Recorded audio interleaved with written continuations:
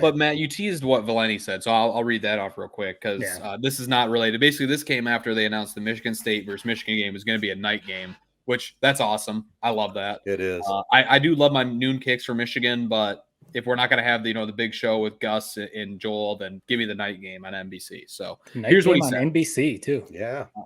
So he said, here's the PSA I would offer, and it's not hyperbole. I will say I was going to come to his defense because I was going to say, this was clearly hyperbole, but it's kind of funny that he prefaced everything by saying it's not hyperbole. So I can't say that.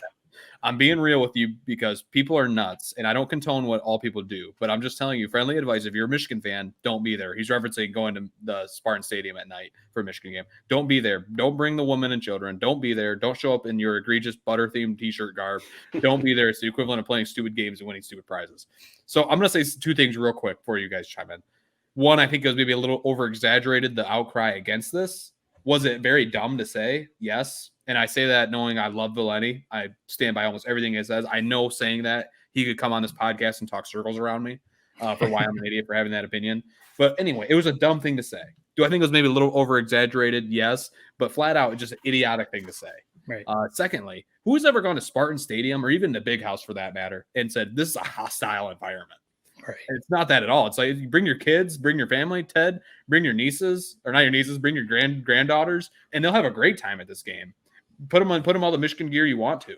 Who's ever walked into any of those Big Ten environments, maybe a Penn State night game, and said this is a hostile environment? So just a dumb thing to say, really, any way you slice it. What do you guys make of it? Yeah, I wonder if it stems from the whole tunnel incident last year at the Big House with the players, or if he's more referring to the tailgate scene. Because, right, inside the stadium, whether it's Spartan Stadium or the Big House, it doesn't seem to be super hostile. Maybe it will be this year. I don't know. My thing, so you guys obviously know I'm not the biggest Valenti fan. Obviously, like you said, he's very talented at what he does. That's why he has the show that he does and the platform that he does. I don't take much of what he says seriously. I think he's just out there trying to fire out hot takes. He clearly is biased against Michigan and some other teams, and he lets that affect his opinion. And that's partly why I don't take much of what he says very seriously. The issue that I have, so that's why when he said all that kind of stuff, I kind of just laughed it off and was just like, it sounds like another Spartan slappy talking trash and, whatever. Who really cares what he has to say about this? My biggest problem with what he said was this is somebody who has a very big following and has a very big platform, not just in Detroit, local radio sports, but, they kind of have a national brand. A lot of his stuff, people listen to nationally, and he is a very well-known radio personality for the opinions that he gives. And, you give him all the credit in the world for building up that brand that we, like we talked to Tony Nash about, and, having that platform that he does. Give him credit for that. The problem I have is when people like that use that platform to say things like that, almost like inciting riots, because us three and maybe some other people can laugh it off or be like, whatever, who really cares? But some of his listeners are going to take that seriously, and they're going to be like, maybe they were going to go to Spartan Stadium as Michigan fans, but now they're not going to because they think that their family's going to get into a fight. Or maybe some ridiculous Spartan fans are going to say, yeah, if I see anyone in Michigan shirts, I'm going to talk trash and I'm going to throw beer bottles at them and I'm going to try and start a fight. That's my issue. Most sane people can listen to what he says and either laugh it off or be like, yeah, this game's going to be great, blah, blah, blah. But to use the platform that you do, like what he has, and say that kind of stuff, that's the issue that I have, because some people are going to listen to it and they're going to take it seriously and they're going to try and start fights. And that's what I say. It's an irresponsible thing to do. I mentioned to you guys before we started recording, the week that he did that, actually at work, Paul Feinbaum had this little seminar thing with some interns, some high school students, some college students that are trying to get into the business. And one of the many things that he talked about, one of the things that he talked about was how in his time, obviously, how things have changed from just newspaper to, what it is now. Technology and the way people get their content has changed dramatically over his time.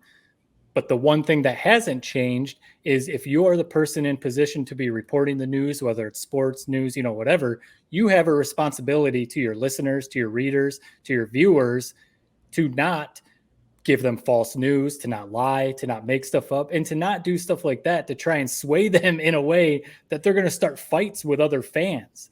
And that, you know, it's funny that I heard Paul say that at work, and then this stuff happened with Valenti and everything else. So that's my biggest issue. I really couldn't care less what he actually said. I think he's just kind of a loudmouth on the radio. But to think that there's probably people who heard what he said and they're going to try and start fights, or they're going to stay away from the game because of it, that's the bigger issue to me. Yeah, I mean, maybe we need to get Jared's brother Josh on this. You know, if we go back 1 year to that game, and you remember we talked about it, that rivalry, if you want to call it that, it has turned so ugly. It really has. And if it turned ugly with the players and the coaches, fans are soon to follow. And Valenti, even though Jared, you said, and he did say, this is not hyperbole, I think it was. He knew it was going to get all kinds of airtime, and, you know, it gets ratings. It's going to get people talking about it. It's exactly what he does. He's good at it. There's no question about it. But I'm kind of on the line of Matt, that it's kind of inciting things. I mean, we aren't that far away from January 6th, for God's sakes. I mean, you incite the crazy people out there, a 7:30 game after tailgating all day.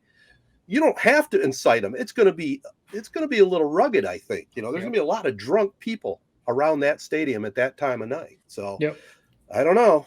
Yeah, that's my problem, because we talked about how nasty it's gotten. And, you know, we're on Twitter. We see the ridiculous back and forth that people get into. And like you said, I think it's just fueling the fire is basically what it's doing, whether it's a national, you know, Detroit sports radio host, or all the people on Twitter talking trash to each other. It's just fueling it. It used to just kind of be a fun rivalry. I mean, Ted, you remember? Yeah, heck yes. Yeah, there was some back and forth and stuff, but for the most part, Michigan State fans would live together, went to school together, house divided was always like a funny thing that everyone joked about. They had the flags in their front yard and stuff like that. And it didn't used to be like what it is right now. It kind of turned, don't you think? I mean, I may be wrong. I don't have research in front of me. When Mike Hart started the whole little brother thing, and then D'Antonio, he took that right to the bulletin board and took it to the Wolverines, who were having some problems. It's been on the bulletin board for 20 years. I know. But so it must have been a good one. Yeah, it was a good one. I think it's something to do with like Harbaugh. People like, he's just such a, you know, polar. People they hate him or they love him. So I just think most State fans have freaking hated him. And I think part of that is because we kind of crowned him as the savior. He's become that in a sense, but it was shaky for the first 5 years after we were so happy when he was hired.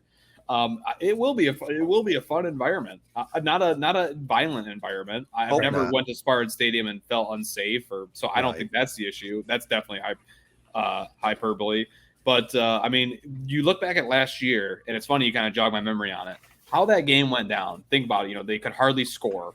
Michigan just spanked them around. And then the way it ended with the whole brawl in the locker room, Harbaugh coming out, saying how these guys should be arrested. I mean, that is probably the most embarrassed State has ever been as a fan base with what happened a year ago. So they will definitely it will be on fire. That's why I love that it's a night game. I think we all love that. But to say that it's going to be unsafe for women and children, I mean, dude, get a grip. I mean, what are we talking about? Yeah. Just, you could say it's going to be a great environment. Just leave it at that. Yeah.